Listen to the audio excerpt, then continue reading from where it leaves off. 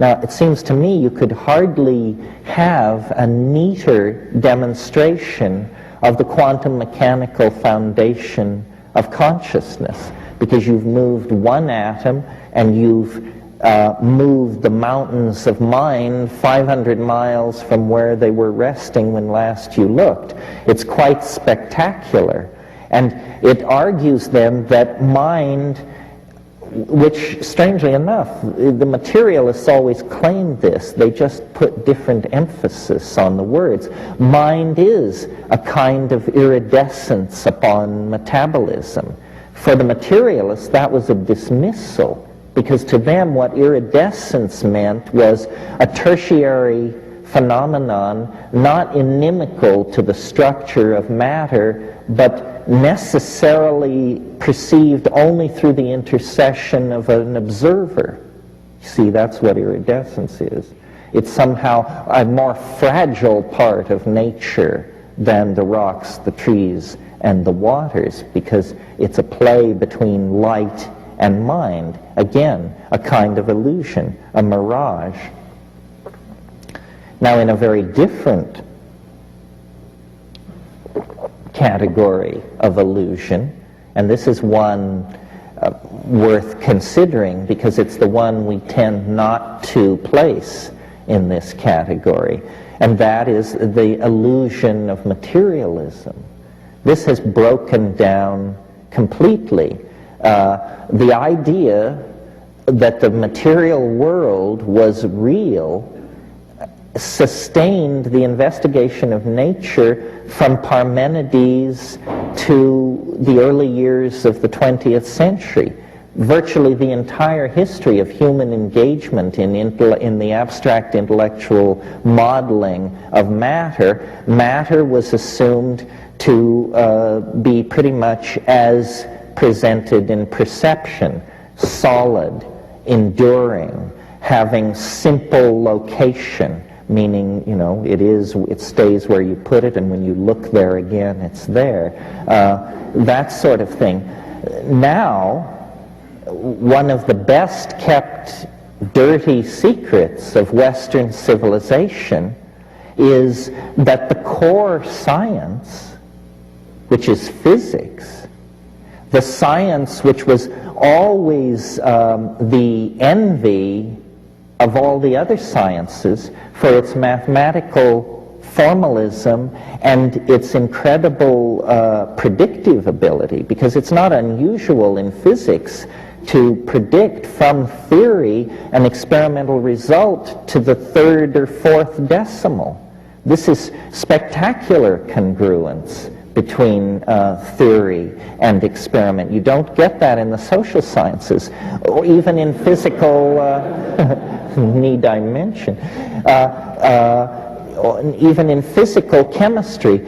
However, the investigation of matter has now been pushed to such extremes that matter has shed its easily recognized and familiar face, and it has become something much slipperier, much more dependent on the presence of the observer, much less easily located in space and time, something much more of the nature of thought than of the familiar conception of matter. This word has not reached even as far as biology yet. The biologists are still laboring under the notion of the reality of physical material. If any of you read this book that was published last year with much to do, called Consciousness Explained, actually it should have been called Consciousness Explained Away. Here was an effort to drag out all the old material paradigms and explain away consciousness. The problem is matter itself has taken on the qualities of mind, and as this realization relativizes the life sciences, I think there is going to be a new interest in the potential for psychedelics to elucidate mental functioning, because what will become respectable, you see, is talk of the observer.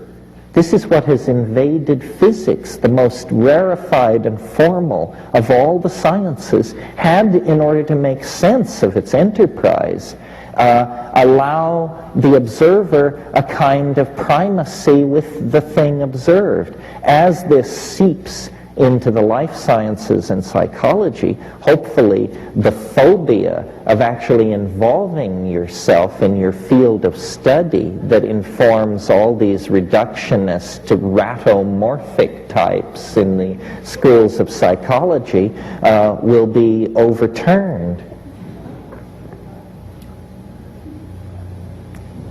Well, having flayed that dead horse sufficiently, another category of illusion that needs to be addressed, I think, is how would one call it? Well, basically philosophical illusion, or philosophical/religious illusion.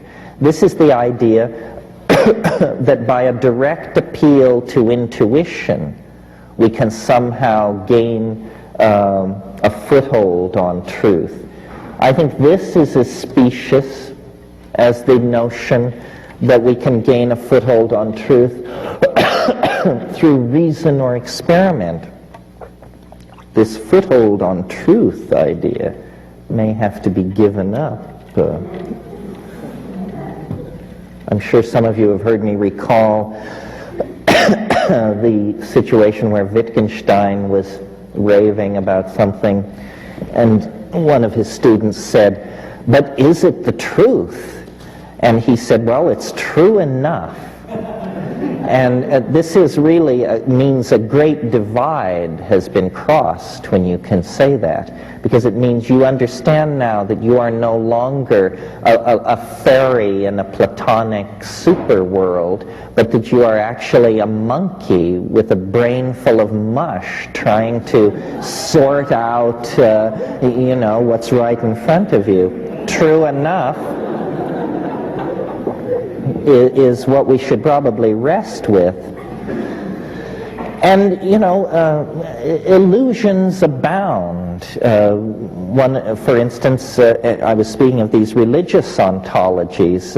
I was talking to someone recently who amazed me, because I've always thought of them as a person of great intelligence, but who would never be reclaimed from the arms of Mother Church.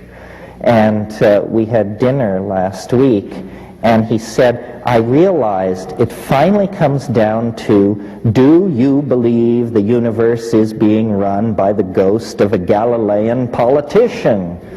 And he said, put that way, I realized that it wasn't. Other religious myths are less easily undone, I think. Monotheism has an appealing philosophical neatness, but it leads apparently to clitorectomy. So, you want to watch that. This search for philosophical neatness may make for strange bedfellows. And of course, Buddhism, I love the illusion of Buddhism. It's the illusion that illusion can be transcended. And again, not really doing genuflection to the animal nature. It's amazing to me. I mean, if you were to meet a termite who stated that his or her goal in life was the perfect modeling of the cosmos, you would think it was quite a comic undertaking. And yet, how different are we that we should presume to more than a shadow of the truth? Well then, finally, or I don't know finally, but completing my laundry list here,